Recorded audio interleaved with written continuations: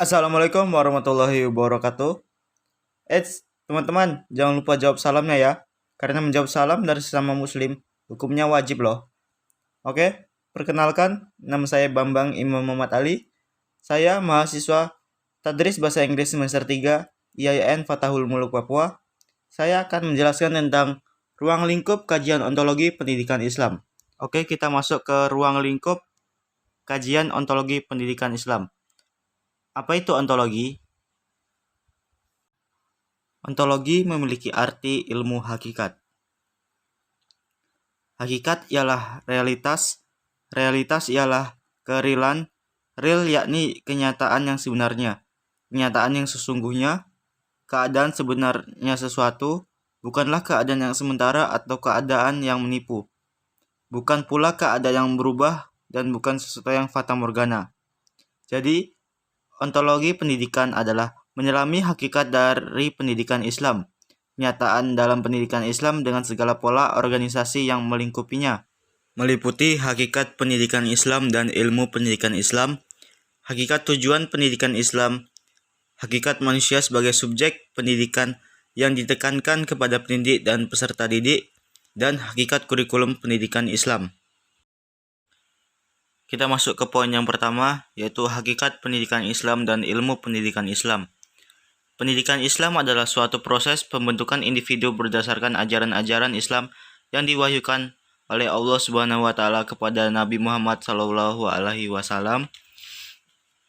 Kata Islam dalam pendidikan Islam menunjukkan warna pendidikan tertentu, yaitu pendidikan yang berwarna Islam. Pendidikan yang Islami yaitu pendidikan yang berdasarkan ajaran Islam. Ilmu pendidikan Islam adalah ilmu pendidikan yang berdasarkan Islam.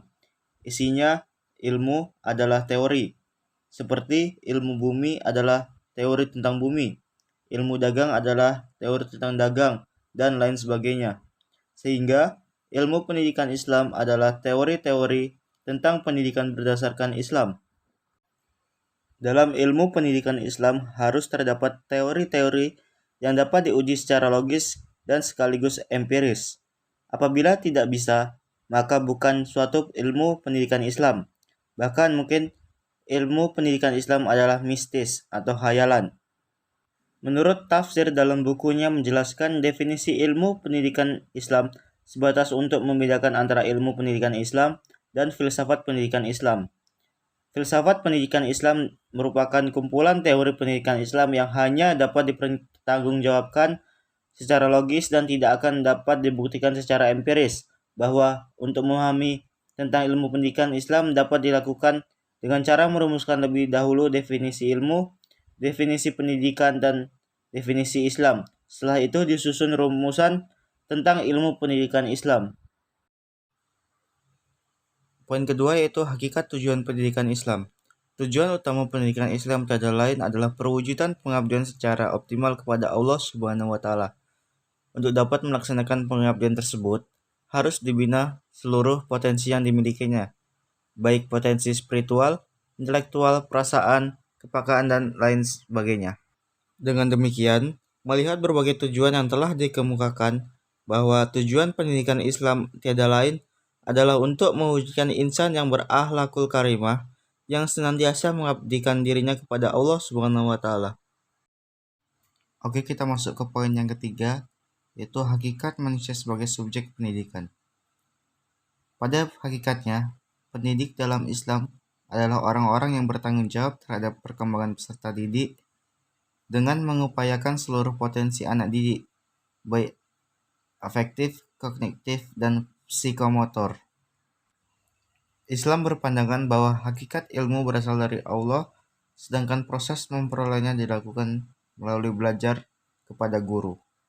Karena ilmu berasal dari Allah, maka membawa konsekuensi perlunya seorang peserta didik mendekatkan diri kepada Allah atau menghiasi diri dengan akhlak yang mulia yang disukai Allah, dan sedapat mungkin menjauhi perbuatan yang tidak disukai Allah. Oke, kita masuk ke poin yang terakhir, yaitu hakikat kurikulum pendidikan Islam.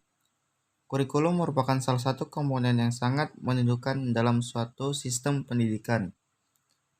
Dalam kurikulum merupakan alat untuk mencapai tujuan pendidikan dan sekaligus sebagai pedoman dalam pelaksanaan pengajaran pada semua jenis dan tingkatan pendidikan. Keberadaan kurikulum dalam pendidikan Islam sebagai alat untuk mendidik generasi muda dengan baik dan menolong mereka untuk membuka dan mengembangkan kesediaan-kesediaan, bakat-bakat, kekuatan-kekuatan, dan keterampilan mereka yang bermacam-macam, dan menyiapkan mereka dengan baik untuk menjalankan hak-hak dan kewajiban, memikul tanggung jawab terhadap diri, keluarga, masyarakat, bangsanya, dan turut serta secara aktif untuk kemajuan masyarakat dan bangsanya. Sekian materi dari saya. Apabila ada kesalahan mohon dimaafkan. Wassalamualaikum warahmatullahi wabarakatuh. Jangan lupa tinggalkan pertanyaan kalian. Nanti saya jawab sebisa saya. Terima kasih.